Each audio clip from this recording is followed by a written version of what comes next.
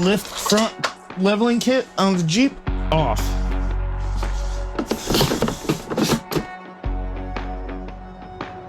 There's a drill. There's a battery. Now we just need a bit, a drill bit. Here we go. And it'll fit in tight places.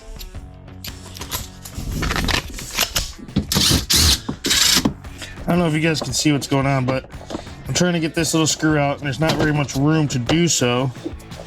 So I'm kind of in a tight spot, having to basically almost strip the screw to get it in there, but like I said, we want to make sure that this build is done right. Unfortunately, for the quad truck, I kind of slapped it together, which I'm not ashamed of, but I'm not proud of. But I like that truck. That's a good truck. We'll have to label this one right rear because the other ones are labeled front.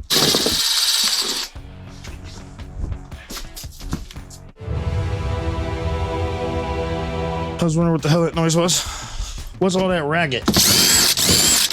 Right now, I am currently trying to figure out what we can do to mount the engine to the body of the car. Hold on, let me get this off of here real quick.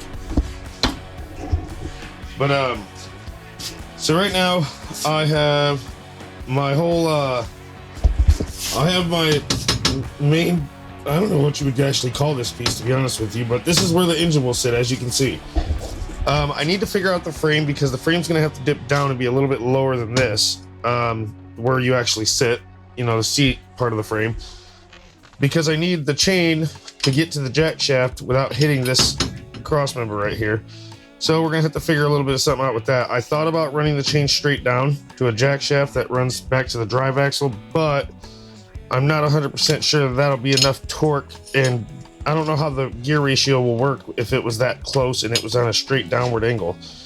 I'll have to do a little bit of looking into it, but we got our chain that's gonna go to the jack shaft. But yeah, I need to start building the rest of this frame so that way we can get this thing moving. I got some wheels and tires probably coming tomorrow. It's just gonna hurt actually spending the $400 on the wheels and tires, but when you guys see them, you'll see why I bought them.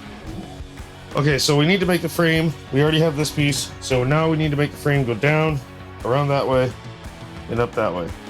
So that would be our best bet to start working on that while I try to figure out everything else. Make some motor mounts, two of them clearly here, where they'll actually mount to this part.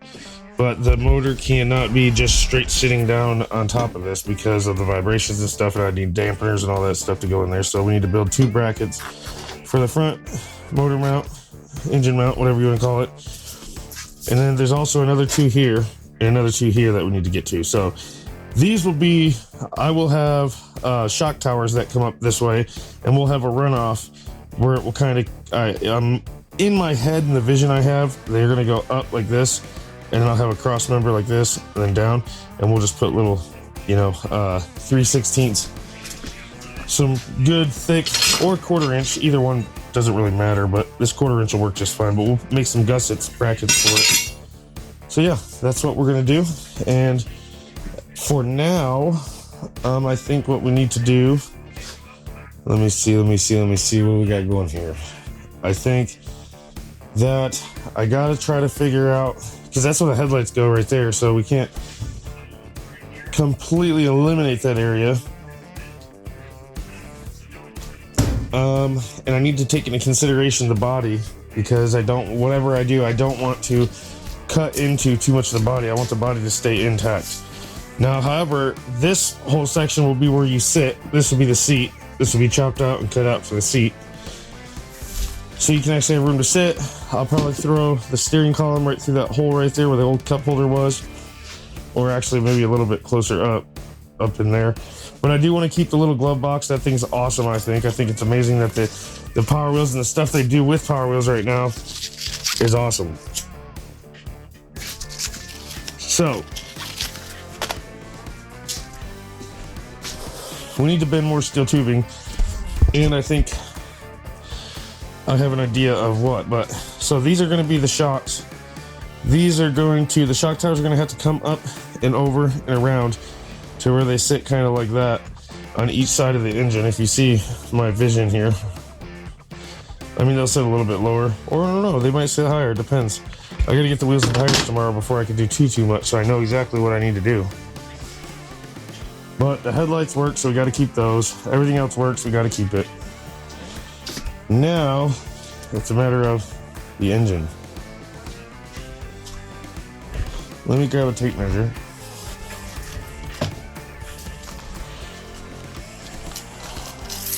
And I can always cut some of this stuff down, but right here we have 27 inches. Which is pretty freaking wide. That's end to end. So I would say we're doing pretty good. In between here we have 1 foot. In between here we have 1 foot.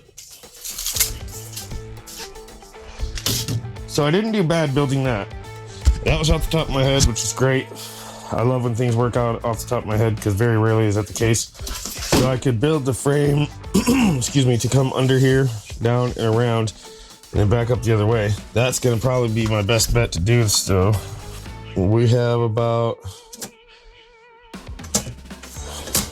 8.5 inches before the bend, and it needs to be, nope, it's 8 inches. Yeah, 8.5 before the bend, and the piece is gonna have to be roughly 19 inches in total length, 20 inches in total length. Because it would be cool if it could sit right on that lip like that, and then come up and around. If it was 20 inches, I could actually run another piece straight this way, and then make the other one. But I'm concerned about the welds, how strong they will be.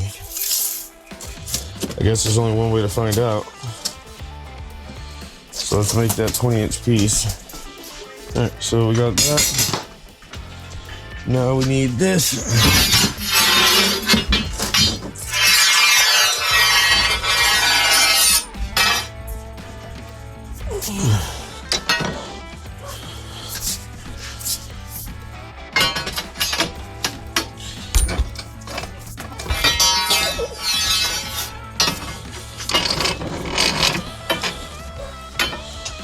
I wonder actually if I could bend that like that in the bender. If I just bend it, maybe I can if I set it on the ground. I would like to bend it all out of one piece. That's my objective. That would be great, but I don't think I have enough room here in the shop for that to happen.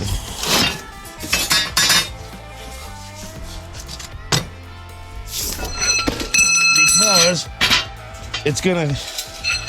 it's too long, so every time I try to put it in there and bend it in a certain area, I feel like it's gonna hit something and be too long. But there's only one way to find out, guys, and that is to try it. All right, I got my dimensions. I am now going to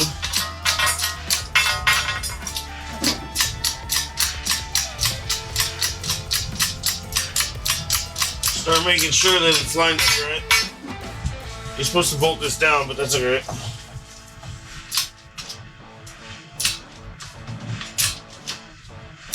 Hopefully we can get this to 124.2 degrees of a bend. Just check, you think it is? Oh dude, it's on point. It's on point.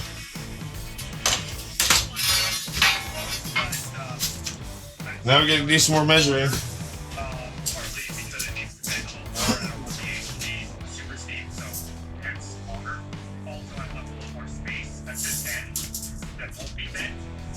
So 8.5 there. Because it needs to go to 20. You know, kind of, I'm not sure exactly how far, but somewhere kind of back there. And this one, it would hit that pretty quickly.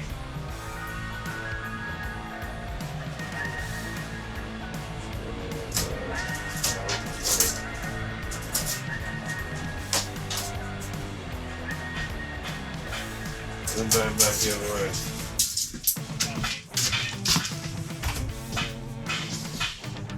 So we would need it to be 20 from there.